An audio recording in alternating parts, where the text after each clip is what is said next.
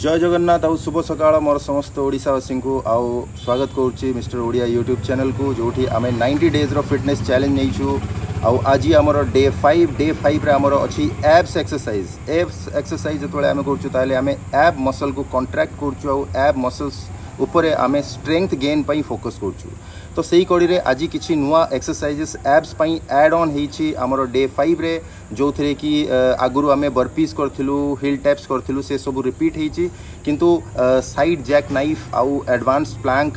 ता सहित टक जंप एभला किछिटा एडिशनल एक्सरसाइजेस मु आपको एड ऑन करछि आज